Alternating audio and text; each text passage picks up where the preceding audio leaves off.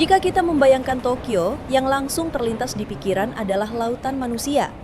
Setiap pagi, jutaan orang bergegas menuju tempat kerja. Mereka berdesakan di dalam gerbong kereta yang padatnya luar biasa. Untuk sekedar meraih tiang tegangan saja sulit, apalagi bergerak leluasa. Tak heran Tokyo mendapat predikat sebagai salah satu kota terpadat di dunia. Kalau mau menghindari kereta, pilihannya taksi, tapi tarifnya terkenal mahal. Ingin punya mobil sendiri? Masalahnya, banyak orang tinggal di apartemen kecil yang lahannya bahkan tidak cukup untuk memarkir kendaraan. Itulah realitas sehari-hari di ibu kota Jepang. Namun yang mengejutkan adalah sekitar 800 km di utara Tokyo ada wilayah luas yang nyaris kosong dari penduduk. Namanya Hokkaido, pulau terbesar kedua di Jepang. Luasnya melebihi Austria, tapi jumlah penduduknya lebih sedikit daripada beberapa daerah pinggiran kota di Amerika. Sedangkan di Tokyo, setiap kilometer persegi dipadati sekitar 6.000 orang. Sementara di Hokkaido, hanya sekitar 68 jiwa. Sebuah perbedaan yang tampak begitu luar biasa di tengah negara yang terkenal padat penduduk dan minim ruang. Padahal wilayah ini menyimpan segalanya. Sungai penuh salmon, hutan dengan kayu melimpah, tanah vulkanik yang subur, dan bentang alam yang memesona. Sumber daya ada, ruang terbuka ada. Pertanyaannya, di mana semua orang? Mengapa 125 juta warga Jepang memilih hidup berdesakan di kota-kota padat, sementara di utara terbentang lahan luas yang seolah menunggu untuk dihuni? Apakah ini murni karena ganasnya alam, luka sejarah, atau ada sesuatu yang lebih dalam?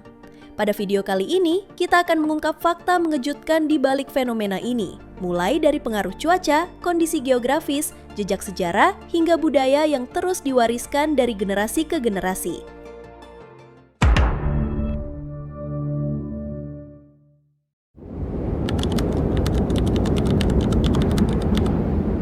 Wilayah utara Jepang dikenal dengan musim dinginnya yang benar-benar ekstrim.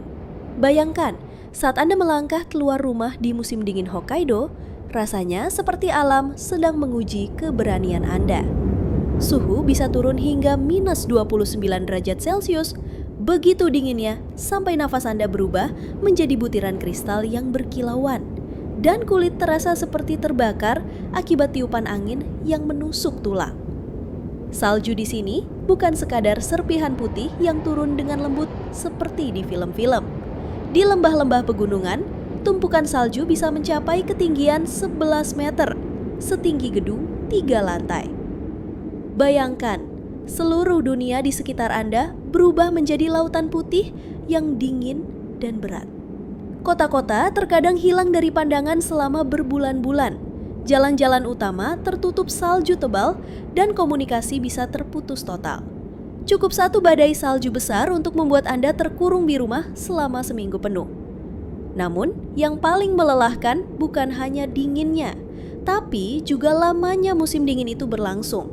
Hampir setengah tahun, Hokkaido dibekukan dalam suhu beku yang memaksa semua kehidupan untuk melambat.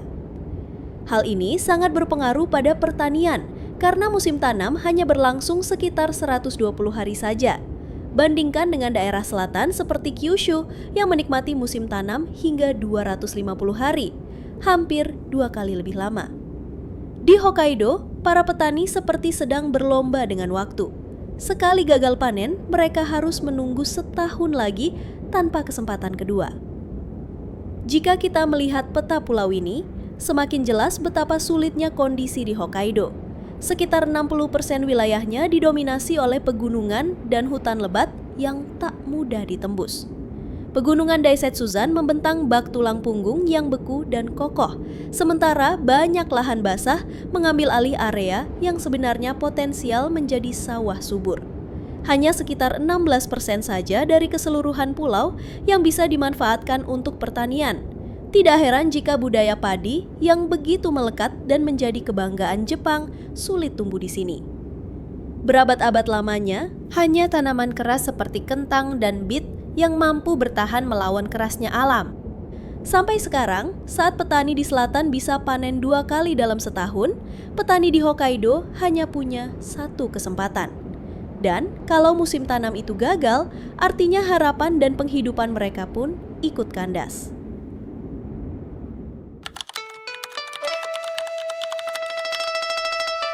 Jauh sebelum langkah kaki orang Jepang pertama menyentuh tanah Hokkaido, wilayah ini telah lama menjadi rumah bagi suku Ainu, suku asli yang telah hidup berdampingan dengan alam selama ribuan tahun. Mereka memahami ritme alam dengan begitu dalam, membaca musim berdasarkan arus sungai dan arah angin yang berubah-ubah. Setiap tahun, upacara sakral yang menghormati beruang menjadi penanda pergantian musim.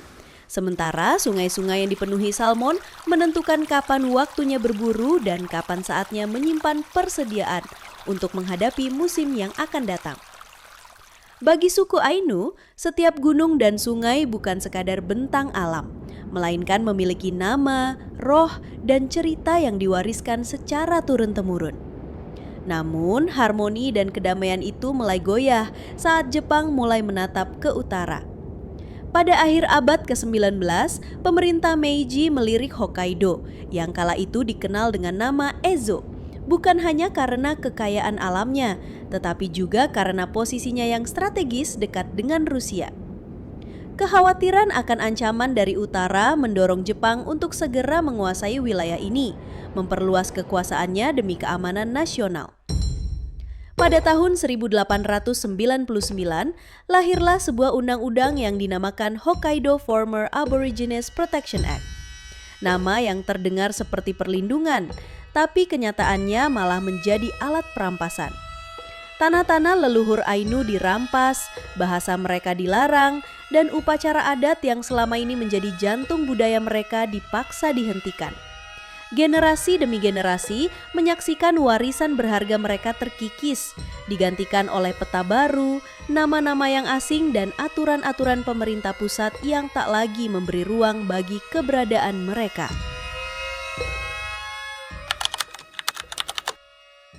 Pemerintah Jepang menyadari satu hal penting. Untuk benar-benar menguasai Hokkaido, mereka perlu mengisi wilayah itu dengan penduduk. Namun, siapa yang mau tinggal di tanah yang dingin, di mana salju menutup selama hampir setengah tahun? Tantangan ini bukan perkara mudah. Untuk mengatasi masalah tersebut, lahirlah konsep Tondenhai, para petani yang sekaligus prajurit. Mereka dikirim ke Hokkaido dengan tugas ganda, bercocok tanam sekaligus menjaga wilayah dari ancaman luar. Sayangnya upaya ini belum membuahkan hasil besar. Hingga tahun 1897, hanya sekitar 7.400 keluarga yang mau menetap di sana. Jumlah yang sangat kecil jika dibandingkan dengan luas wilayah yang harus diisi. Pemerintah akhirnya mengambil langkah yang jauh lebih keras. Antara tahun 1881 hingga 1907, Hokkaido berubah menjadi semacam Siberia versi Jepang. Lebih dari 11.000 narapidana, mulai dari pembunuh, pencuri, hingga tahanan politik dikirim ke pulau ini untuk menjalani kerja paksa. Mereka menjadi tulang punggung pembangunan, membangun jalan, jalur kereta api, dan berbagai infrastruktur lain yang tak ada warga biasa yang mau kerjakan.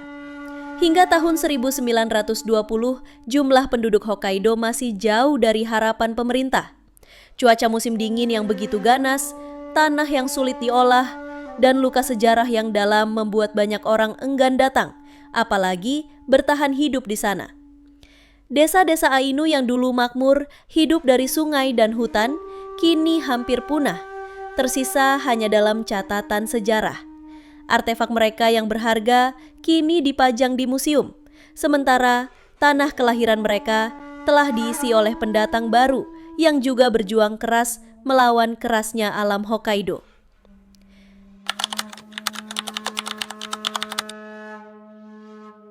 Begitu turun di Sapporo, kesannya seperti memasuki Adi Tokyo. Hidup penuh lampu neon dan aroma ramen yang menghangatkan di udara dingin. Lebih dari 2 juta orang tinggal di sini, hampir setengah populasi seluruh Hokkaido. Namun, meninggalkan kota dengan kereta berarti melihat perubahan drastis. Gedung-gedung menghilang, jalan lengang, dan hiruk-pikuk kota perlahan memudar. Di luar Sapporo, Hokkaido sedang kehilangan denyut hidupnya. Sejak tahun 2000, lebih dari 200 km jalur kereta ditutup dan dibiarkan terbengkalai. Jalur penting seperti Soya Line sudah hilang. Senmo Line menunggu giliran. Di banyak desa, rel kereta adalah urat nadi. Saat kereta terakhir pergi, harapan warga ikut terbawa. Musim dingin memperparah keadaan. Satu badai salju yang menutup jalan tol utama bisa membuat wilayah terisolasi total. Perbedaan tingkat kesejahteraan membuat anak muda semakin enggan bertahan. Produk domestik bruto per kapita Hokkaido hanya 2,8 juta yen, kurang dari setengah Tokyo. Polanya hampir selalu sama. Lulus SMA, berkemas, naik feri atau pesawat ke Honshu untuk kuliah atau bekerja. Bukan karena membenci kampung halaman, tapi demi masa depan yang lebih pasti tanpa harus memerah susu di suhu minus belasan derajat. Akibatnya desa-desa perlahan menjadi kota hantu. Sekolah dasar yang dulu ramai kini hanya memiliki satu murid sebelum akhirnya ditutup. Toko-toko memasang spanduk diskon yang tak pernah dicabut, bukan karena barangnya laris, tapi karena pembelinya semakin sedikit. Di balik itu ada masalah demografi yang kian memburuk. 1 dari 3 penduduk berusia di atas 65 tahun, sementara angka kelahiran hanya 1,24 anak per perempuan, jauh di bawah 2,1 yang dibutuhkan untuk mempertahankan populasi. Sepertiga perempuan di usia 30-an bahkan tidak memiliki anak. Di desa seorang kakek, petani terakhir di keluarganya, menyapu salju dari makam leluhur sambil bertanya-tanya siapa yang akan melanjutkan tradisi. Sebuah sekolah meluluskan murid terakhirnya, satu-satunya anak di sekolah itu. Kini gedungnya kosong, ayunan di halaman membeku di bawah salju. Setiap tahun 12.000 anak muda meninggalkan Hokkaido. Yang tertinggal adalah generasi tua yang semakin rapuh, sementara desa terus mengecil. Jika tren ini berlanjut, pada 2040, 4 dari 5 kota dan desa bisa lenyap dari peta. Bukan karena bencana atau perang, tetapi karena perlahan ditinggalkan hingga mati sunyi.